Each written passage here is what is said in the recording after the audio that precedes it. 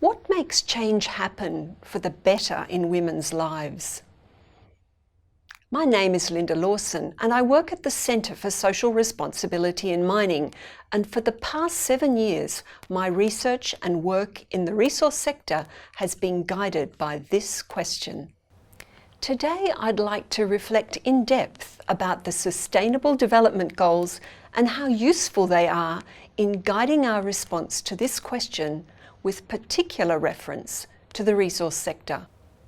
Gender equality is recognised as a core tenet of the 2030 SDG agenda, both as a standalone goal and as a vital cross-cutting priority.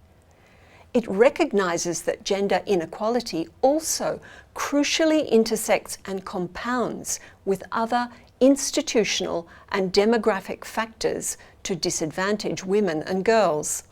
It's important to always remember differences related to wealth, location and ethnicity combine to create deep pockets of deprivation across a range of sustainable development goals.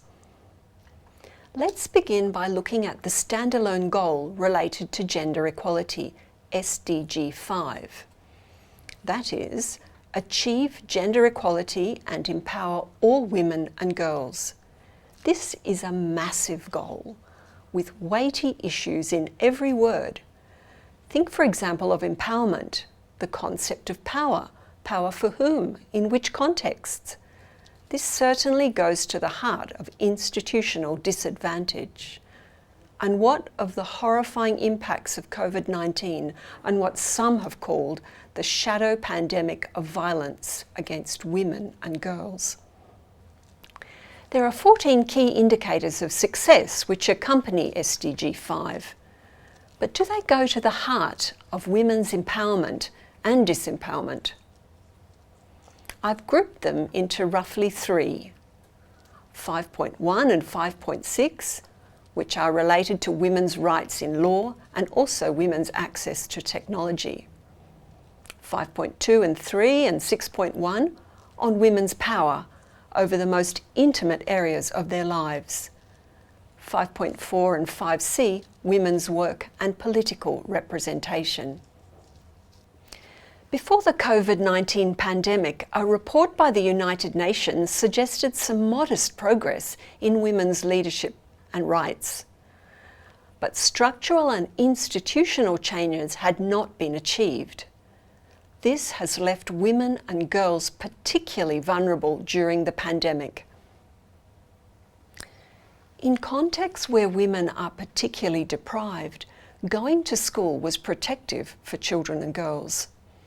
Here, hard-won reductions in female genital mutilation and underage marriage have been lost.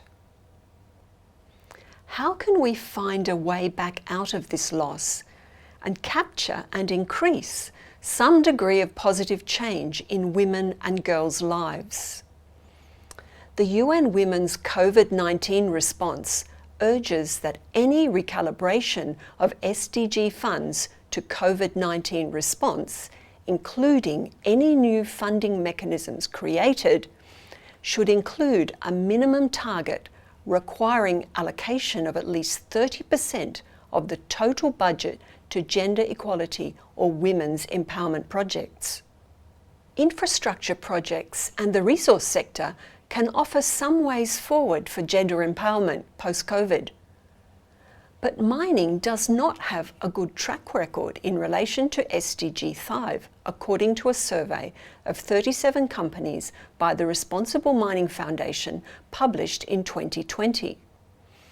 Yes, there has been high-profile action at the top, but there is little protection for female mine site workers.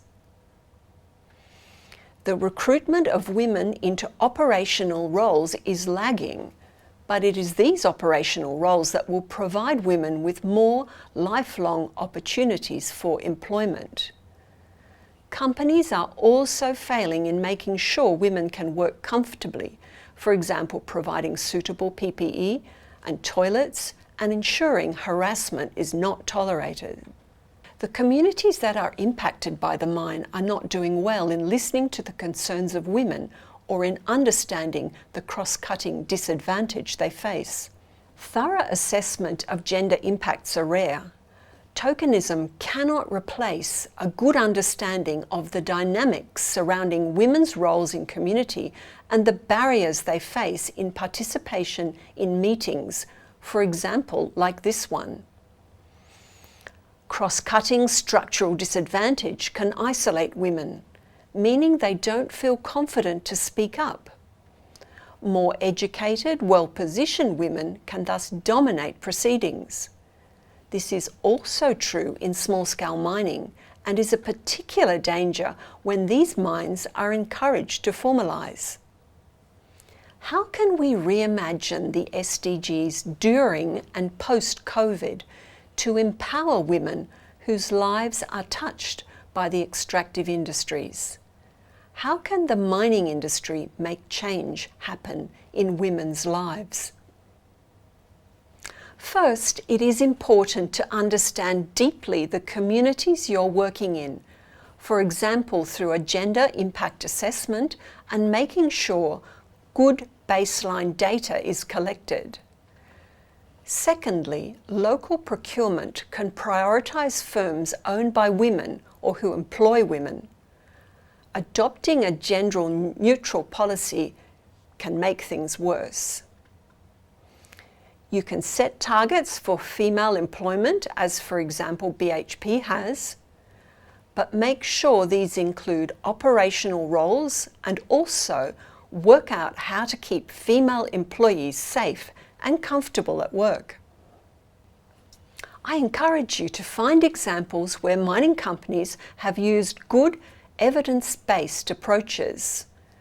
For example, in Chile, a state-owned mining company partnered with a local research centre to design a comprehensive management model for the sustainable inclusion of women in mining.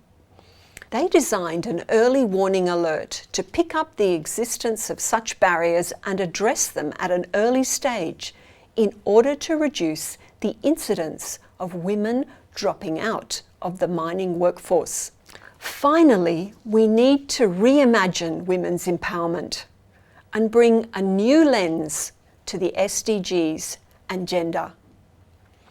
For example, 6 of the 17 SDGs currently lack any gender indicators.